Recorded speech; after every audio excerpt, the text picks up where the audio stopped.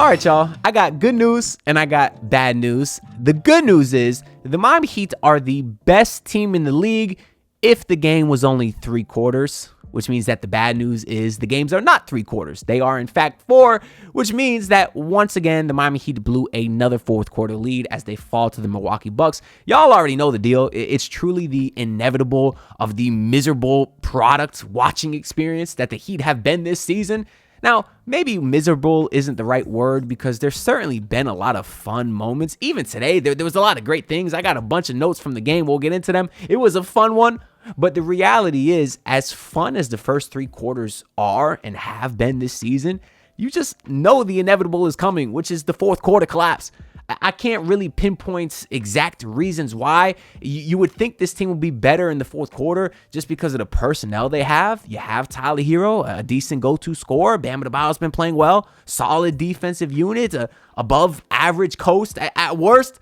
I know a lot of people might disagree with that statement because I posted a Spoelstra criticism video a few videos ago where originally we thought maybe he was the best coach in the league and he's not having such a great year, and people are acting like Spoelstra is ass. He's not ass, although the fourth quarter numbers this year, you can make an argument for that.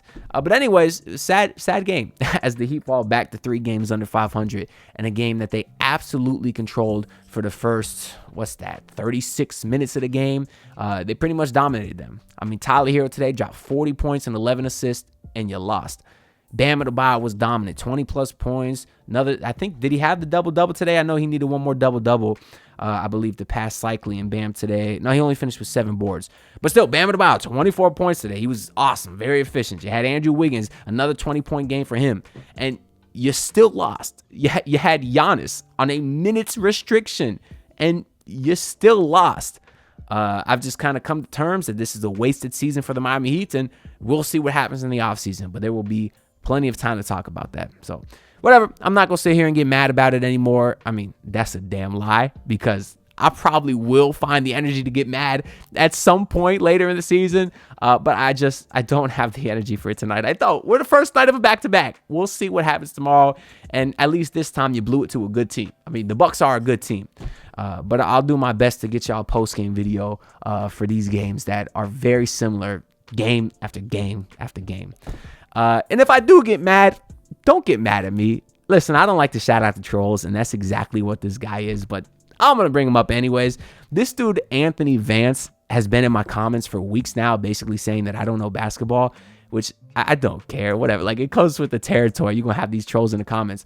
I even saw he had another comment recently that said that I'm deleting comments of people criticizing me, which one, no, I've never deleted a comment in my life. And 2, why would I delete comments when all comments help the algorithm, even the negative ones? So if y'all do want to drag me for any of my takes, leave them down below. You know, it helps the algorithm. And hey, maybe subscribe while you're at it.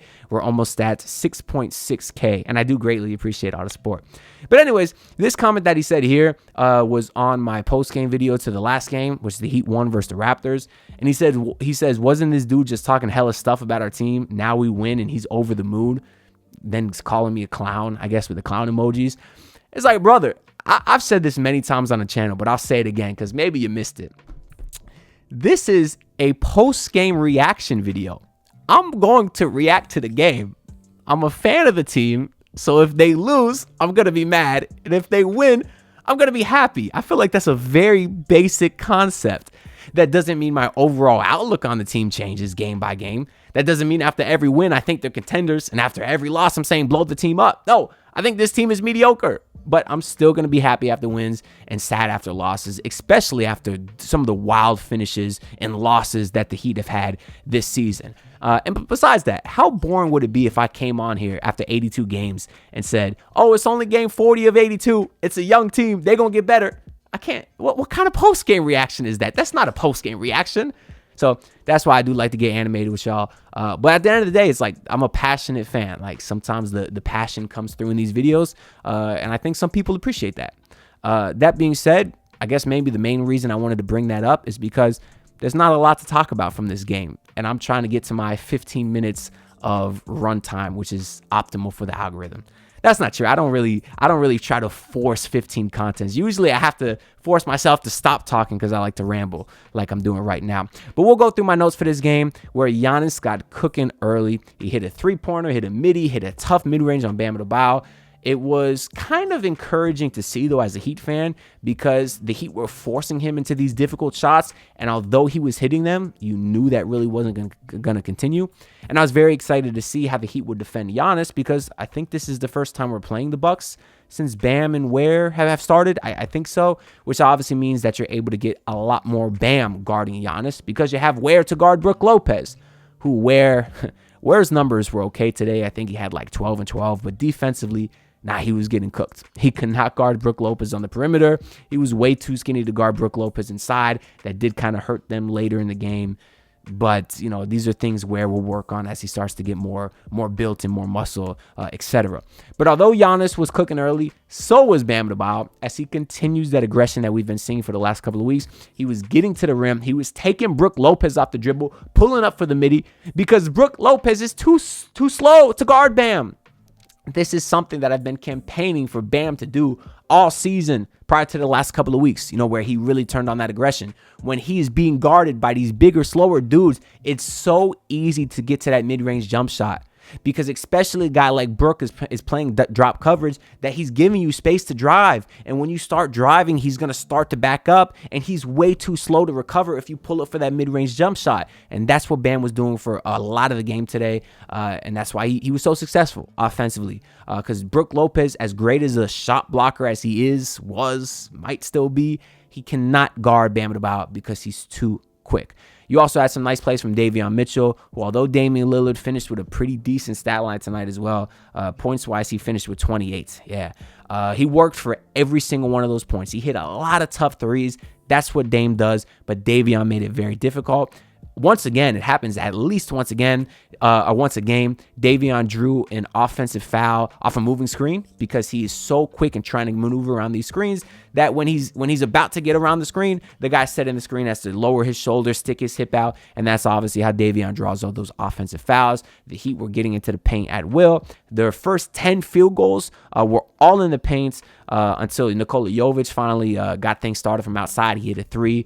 But that was probably the biggest damper on this game. Is it was announced at halftime that Nikola Jovic broke his index finger. It wasn't his right hand, so it's his shooting hand. That sucks, bro. Because I'm not going to say that Jovic has been playing really well. He's been inconsistent as of late, but I do think he's having a much better season overall than he was last season. So just to see him go down is so disheartening.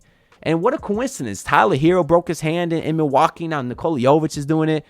I think at the time, they were saying Tyler might be able to return for the playoffs, which would have put it like a month or so after he broke his hand. So maybe Jovic will be a similar timetable, but that just remains to be seen. Hopefully Jovic gets the rest he needs, and even if he's out for 2 months, that puts him back, the end of April, maybe getting ready for playoffs. So hopefully he can come back a little bit before that to get the rust off, but we do pray for a speedy recovery for Nikola Jovic. But going back to the first quarter where the Heat actually closed pretty strong, you had Andrew Wiggins hit a 4-point play, which was also a flagrant, so the Heat got the ball back too.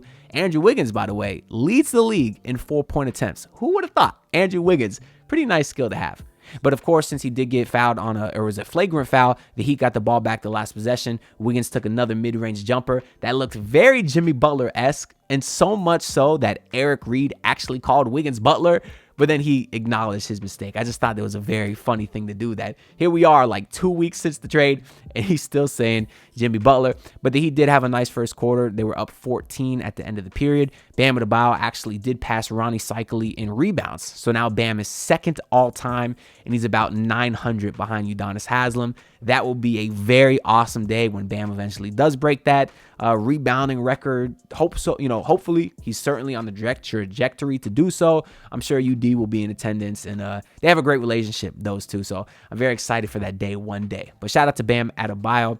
Continuing in that second quarter, Andrew Wiggins was also great. He continued to be aggressive, had what I think is his first dunk in a Heat jersey, maybe, but he was being aggressive. He was fouled on another three-pointer again, and then he had a great block on Kyle Kuzma, so really showing his athleticism all quarter. Had another great and one where he put his shoulder into, I think it might have been Kuzma again, was able to hang in there and hit. So we're just continuing to see this dynamic that Wiggins is bringing to this team that the Heat don't have since Jimmy Butler left. A guy that can get to the line, get inside the paint, finish, use his athleticism. The Heat don't really have a guy like that. So it was nice to see Wiggins continue to provide that. On his and one to end the half, actually, he missed, and then Tyler Herro got the offensive rebound, and then Tyler Herro had an and one.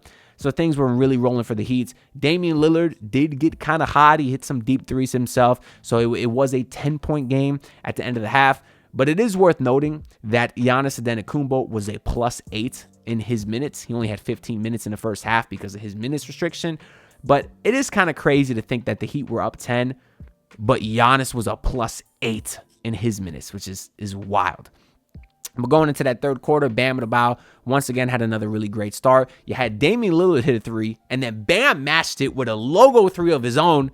And then Brook Lopez hit a three, and then Bam hit a corner three. So I love to see that confidence from Bam Adebayo. And obviously those were huge shots to kind of keep it at a wide margin. Herro was getting to the free throw line at will. He was doing an excellent job creating angles for himself by slowing down when he beat a defender to kind of use his back to shield the defender and then kind of drawing them into a foul a little bit. Trae Young-esque, although Trae Young flops, Trae Young jumps backwards into people. That's not what Herro was doing. He was just sort of beating his defender off the dribble, then using kind of a change of pace to shield the defender on his back and draw some contact. And it was very, very smart basketball by Tyler Herro. This is not stuff that we saw last season, and just goes to show the improvements that Herro's had.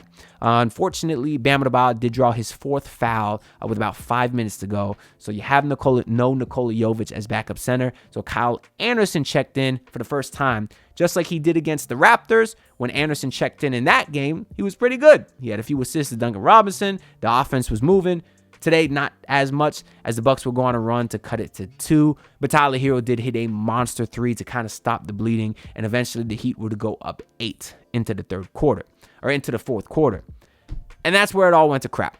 You had Kevin Porter Jr. from the start, was absolutely killing the Heat, a.k.a. Terry Rozier. But he was hitting mid-range jumper after mid-range jumper, getting steals, throwing lobs, finishing at the rim. The Heat were turning it over left and right. They immediately, the first play actually was an offensive foul. And they had like 3 offensive fouls to end the third quarter. They had another one to start the fourth quarter. You had Wiggins throwing the ball all over the place. And they forget how to play basketball to start the fourth quarter. Nothing new, but still unexplainable. But yeah, the Heat went actually down 2 with about 9 minutes to go. That's the first time the Bucks took the lead. Eric Spoelstra called timeout. I'm thinking, hey, Spo, draw up a good play for us. And immediately, the very following possession after Eric Spoelstra's timeout to try to stop the bleeding, it ended in a heavily contested Tyler Herro fadeaway. How is that the play that you get after a timeout? It's so frustrating because it's happened time and time again with this Heat team where late in these games, the shot selection is awful. And especially after the timeout, there's no excuse for that. And listen, Tyler Herro, he had an okay fourth quarter. Obviously, we'll get into his numbers. He, 40 points and 11 rebounds. There's no denying that. He hit some monster shots in the fourth quarter too. And I think he was 5 for 10 in the fourth quarter. So not wildly inefficient.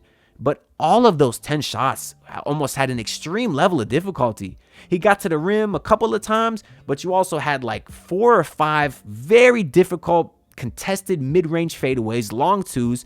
You had a 35-foot bomb from 3, which he hit. And then you had a couple of fading right threes. These are just, they're not good shots.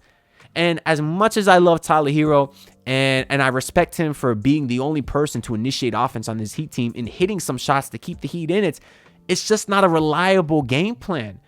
Those shots that Tyler Herro's taking, it's not a reliable way to win fourth quarter games. And I think that's one of the reasons that we can pinpoint as to why the Heat struggle in the fourth quarter is because for some reason their offense turns into hero or bust.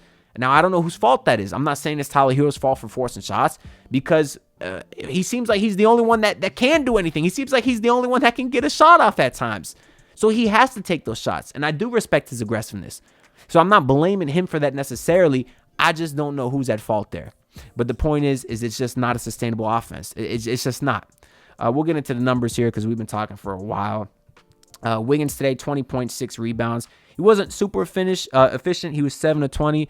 But I like the aggressiveness. I think as he continues to get comfortable, we'll see his efficiency obviously go up from what it was tonight. He had a great game in Toronto. I just like to see him being aggressive in back-to-back games now, because his first 2 games with the Heat, you didn't see too much of it. You saw a lot of jump shots, a lot of three-pointers from him. Today, he was kind of getting to the rim, and I like to see that. Bam Adebayo today, 24.7 rebounds, 10 of 16. He went from wildly inefficient to start the season to a guy who's consistently above 15, 60%. That's awesome to see. And, of course, the defense today was very good as well. Khalil Ware today, 12 and 12, 6 of 10 overall. But defensively, we talked about it. He was getting pushed around by Brook Lopez all game. And you had Davion Mitchell, 5 points, 5 assists. I love Davion, bro. I really do. He's a decent offensive player. He really is. He only took 4 shots today, hit 2 of them. He was 1 of 3 from 3. But he can kind of get to the rim. He gives you a little bit of dribble penetration. He had 5 assists today. I know he's not a facilitator, but he's not a 0 on offense. In fact, I'd say he's okay to decent offensively. He's not gonna get his own shot, but in the right settings, he knows when to attack. He's very smart about it, and obviously defensively, he's great. Regardless of if Damian cooked him today, they were tough, like I was saying earlier. But Tyler Herro today, it's gonna be a tough one to see what people think. 40 points, 7 rebounds, 11 assists, 12 of 27. So the efficiencies weren't great. 44% from the field, 25% from 3. But 40, you can't deny 40 and 11 and 7 on the road versus a great team in Milwaukee. The numbers don't lie. Now, people will pinpoint the shot attempts in the fourth quarter. Like I said, I don't know who's to blame. That is, it's frustrating to see him do that. That's been a theme all year. But I mean, I don't want to be a hypocrite and be mad every time he missed one of them and be happy every time he makes one of them. I don't know how to feel. It's just not sustainable, but we've talked about that. And then off the bench, you got 15 from Jovic before he broke his finger, 20 from Duncan Robinson, and then last game you had a season low from Terry Rozier in minutes, and this time he had even less, just under 10 minutes for him, and then 8 minutes for Kyle Anderson. So I just kind of read the minutes of these guys because they actually only had 12 bench points, 7 from Jovic, 3 from Duncan, 2 from Terry. That's it. So obviously Spo was pretty heavily reliant on the starting group today. 40 minutes for Wiggins. My God, 40 minutes for Herro. Yeah, I'm surprised you got no Jaime Jaquez in that second half once Jovic was down. And no Alec Burks either. No Hayward Highsmith. Interesting. It'll be very interesting to see what Spoelstra does going forward without Nikola Jovic. They do play tomorrow versus the Atlanta Hawks in Atlanta, and then they actually play Wednesday versus Atlanta again at home, and I will be at that game. Just to give y'all a heads up, that postgame will be a little bit late. But anyways, let me know y'all thoughts down below. If you have some ideas as to why the Heat have these fourth quarter collapses, drop them down below. Be very curious to hear what y'all think. Other than that, like, comment, subscribe. All that stuff is greatly appreciated. And I'll see you on the next video. Peace out, everyone. Pull up in your city, tryna get that dead face. Do it on my own, I don't need no dead weight. Had to kill him off, yeah, I need a head space. You know this homegrown bitch don't offend me.